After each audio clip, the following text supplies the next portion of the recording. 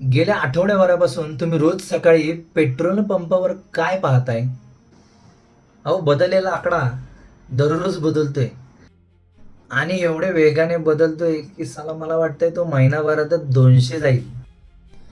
पण गंमत म्हणजे या वाढीवर ना कुठे चर्चा आहे, ना कुठे हेडलाईन्स आहे. सर्वत्र एक विचित्र शांतता आहे. या पेट्रोल वाढीचा सगळ्यात महत्त्वाचा आणि सगळ्यात गंभीर विषय आहे तो सामान्याच्या खिशाला कात्री. सामान्य माणसाच्या खिशावर होणारा परिणाम. त्यात काय काय म्हणतील आमच्याकडे गाड्या नाही आहेत, तर आमचा आणि पेट्रोलचा काय संबंध? किती वाढव, 200 वाढव, 500 हो. पेट्रोल वाढल्याने फक्त गाडी चालवण्याचा खर्च वाढत नाही, तर वाहतूक खर्च वाढून भाजीपाला, दूध, इतर अशा जीवनावश्यक वस्तू या पेट्रोल वाढीमुळे महाग होतात. आधीच्या काळात पेट्रोल 50 पैशांनी वाढलं ना, तरी पण आंदोलने व्हायची.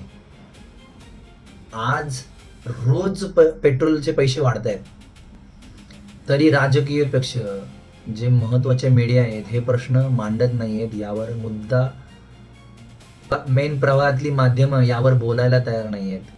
मी काय म्हणतो, आत्ताची जनरेशन आहे, आत्ताची जी पब्लिक आहे, ते या महागाईला आपली नियती मानून गप्प बसलंय का हो? सोशल मीडियावर तर निरर्थक गोष्टी ट्रेंड होतात,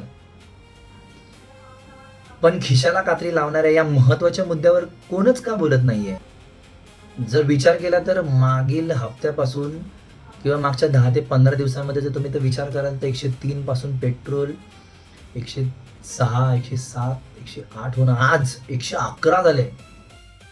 कदाचित डिजिटल इंडियामुळे आपल्याला दररोज नवे दर पाहण्याची सवय झाली असेल, किंवा असंही असू शकेल की आपण इतके श्रीमंत झाले आहोत की कितीही पेट्रोल वाढते आपल्याला काय फरक नाही पडत आहे. कधी विचार केलाय का, विरोधक आणि सत्ताधारी पक्षामधील सर्व नेते मंडळी या पेट्रोलच्या विषयावर कधी आंदोलन करताना तुम्ही बघितलेत का?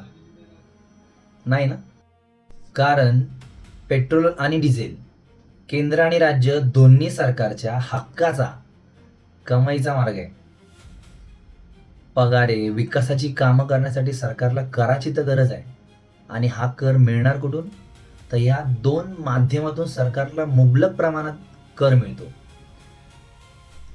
म्हणूनच सत्ताधारी असो किंवा विरोधी पक्षात एकदा का सत्तेत आले तर हा महसूल कोणीच सोडायला तयार नसतो. आणखी त्यात असं की पेट्रोलचे दर वाढले की राज्य सरकार केंद्राकडे बोट दाखवतं आणि केंद्र सरकार राज्याकडे. राज्य सरकार केंद्राकडे बोट दाखवून म्हणतं एक्साईज ड्युटी कमी करा, आणि केंद्र सरकार राज्याकडे बोट दाखवून म्हणतं तुम्ही वॅट कमी करा. यात भरला जातोय फक्त सामान्य माणूस. परत आता नवीन गडकरींनी आपल्या मुलांसाठी इथेनॉल फंडा सुरू केलाय. इथेनॉल मिक्स करा पेट्रोलमध्ये, पेट्रोल होईल स्वस्त. झालंय का? पण सर्वसामान्य जनतेचा साधा आणि थेट सवाल आहे, जर पेट्रोलमध्ये स्वस्त इथेनॉल मिक्स केलं जातंय तर पेट्रोलचा भाव कमी का होत नाहीये? याचा फायदा फक्त तेल कंपन्यांनाच होतोय का? आपल्या शेजारच्या राज्यात म्हणजे गुजरातमध्येच घ्या ना, जवळजवळ 90 ते 92 रुपये पेट्रोल आहे, आणि आज महाराष्ट्रात 111 रुपये पेट्रोल झालंय. सध्या पेट्रोलमध्ये इथेनॉल 10 ते 15% मिक्स केलं जात आहे. अहो, गव्हर्नमेंटचं तर 20% ध्येय आहे, अजून रेट वाढणार आहे. इथेनॉल हे प्रामुख्याने ऊसाच्या मळीपासून आणि धान्यापासून बनवलं जातंय, जे कच्च्या तेलापेक्षा स्वस्त आहे. मग याचा फायदा ग्राहकांना का मिळत नाहीये? तो का मिळत नाही? कारण जे इथेनॉल आहे ते पेट्रोलमध्ये डायरेक्ट मिक्स करता येत नाहीये. त्यासाठी कंपन्यांना मोठमोठ्या रिफायनरीज बांधाव्या लागत आहेत. त्याच्या देखभालीचा खर्च, त्याच्या वाहतुकीचा खर्च, हे सगळं त्या इथेनॉलमध्ये ॲड होत आहे. आणि याचा सगळा भूदंड हा डायरेक्ट किंवा इनडायरेक्ट हा सामान्य माणसाच्याच खिशाला होणार आहे. आणि सर्वात महत्त्वाचे, पेट्रोलची जी मूळ किंमत आहे ना, त्या मूळ किमतीपेक्षा जास्त त्याच्यावर कर लावलेले आहेत. आणि जोपर्यंत करामध्ये काही कमी होणार नाही तोपर्यंत पेट्रोलचे दर कमी होणार नाहीत. हे सध्याच्या परिस्थितीमध्ये इथेनॉल मिक्सिंगचा फायदा हा ग्राहकांना तर होणारच नाही.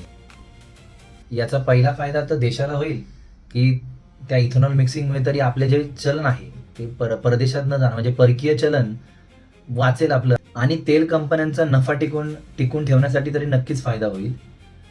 जोपर्यंत सरकार पेट्रोल आणि डिझेल या दोघांनाही जीएसटीच्या कक्षेखाली आणणार नाहीत ना तोपर्यंत त्यांचे रेट हे कमी होणार नाहीत.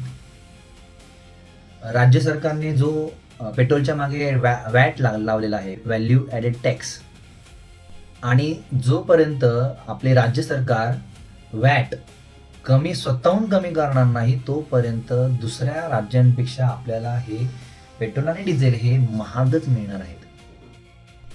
लोकशाहीत जनतेने या विषयांवर सातत्याने प्रश्न विचारायला हवेत, आणि जे जनतेचे लोकप्रतिनिधी आहेत त्यांनीही या सर्व विषयांवर सरकारला जाब विचारायलाच हवा. ठीक आहे, तर तुमचे मत काय आहे? महाराष्ट्रातील सरकारने पेट्रोल आणि डिझेल यांचे भाव कमी करण्यासाठी काय उपाय केले पाहिजेत हे कमेंट करून मला नक्की कळवा. आनंदी राहा, हसत राहा, प्रश्न विचारत राहा, व्यक्त व्हा. आवडला तर शेअर करा, सबस्क्राईब करा आणि फॉलो करायला विसरू नका. जय हिंद, जय महाराष्ट्र.